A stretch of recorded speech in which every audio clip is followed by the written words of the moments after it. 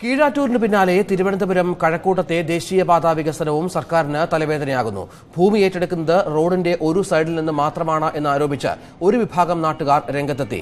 വ്യാപാരികളെ സംരക്ഷിക്കാനായി സർക്കാർ അലൈൻമെന്റിൽ മാറ്റം വരുത്തിയെന്നാണ് ആരോപണം.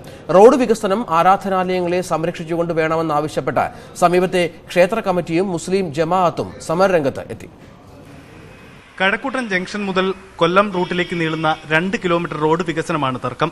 നിലവിലുള്ള പാത ഇരട്ടിപ്പിക്കുന്നതിനായി 44 മീറ്റർ വീതിയിലാണ് സ്ഥലം ഏറ്റെടുക്കേണ്ടത്. പക്ഷേ ഏറ്റെടുക്കുന്നത് റോഡിന്റെ ഒരു വശത്തേക്ക് മാത്രമായി ഒതുങ്ങുന്നുവെന്നാണ് ആരോപണം.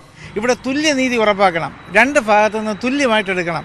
രണ്ട് ഭാഗത്തു നിന്ന് തുല്യമായിട്ട് എടുത്ത് ഈ പ്രശ്നം പരിഹരിക്കണം. പ്രസന്റ് റോഡിന്റെ മിഡിൽ നിന്ന് equal distance from both sides അത് തയ്യാറാത്തിടത്തോളം ഞങ്ങൾ ഇത് ശക്തമായി എതിർപ്പുമായിട്ട് മുന്നോട്ട് പോകും.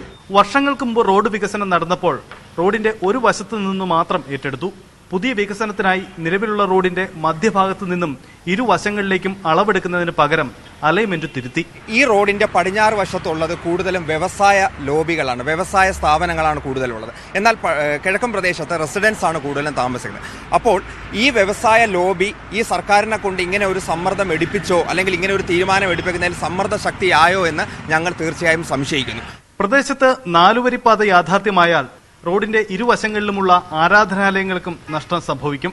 പുതിയ പ്ലാൻ പ്രകാരം ക്ഷേത്രഭൂമി നഷ്ടമാകുമെന്ന് ഒരു വിഭാഗം ചൂണ്ടിക്കാണിക്കുന്നു. റോഡ് വികസനം പള്ളി സംരക്ഷിച്ചുകൊണ്ടാവണമെന്നാവശ്യപ്പെട്ട് മുസ്ലിം ജമാഅത്തും രംഗത്തുണ്ട്. ഫലത്തിൽ സർക്കാരിന് മുന്നിൽ പ്രതിസന്ധി കടുക്കുകയാണ്. ഗവൺമെന്റിന് പൊതുവേ ഒരു സമീപനമുണ്ട്. അതായത് റോഡിന്റെ മധ്യഭാഗത്തു നിന്നും തുല്യമായിട്ടുള്ള അളവിൽ 2 വശത്തേക്കും എടുക്കുക. ഒപ്പം തന്നെ ആരാധനാലയങ്ങൾ ആരുടേതായിരുന്നാലും പരമാവധി പ്രൊട്ടക്ട് ചെയ്യാൻ വേണ്ടി ശ്രമിക്കുക. നാടിന്റെ വികസനത്തിന്റെ പ്രശ്നമാണല്ലോ, അതൊക്കെ ജനങ്ങൾക്ക് മനസ്സിലാക്കാൻ വേണ്ടിയിട്ട് സാധിക്കും. റോഡ് വികസനത്തിന്റെ വിജ്ഞാപനമോ റോഡിന്റെ പുതിയ രൂപരേഖയോ പ്രദേശവാസികളെ അറിയിച്ചിട്ടില്ലെന്നാണ് പരാതി. ഒപ്പം ആരാധനാലയങ്ങളുടെ ഭൂമി നഷ്ടമാകും എന്നത് സംബന്ധിച്ചുയരുന്ന വിവാദങ്ങളും സർക്കാരിന് മുന്നിൽ വലിയ തലവേദന സൃഷ്ടിക്കുമെന്നുറപ്പ്.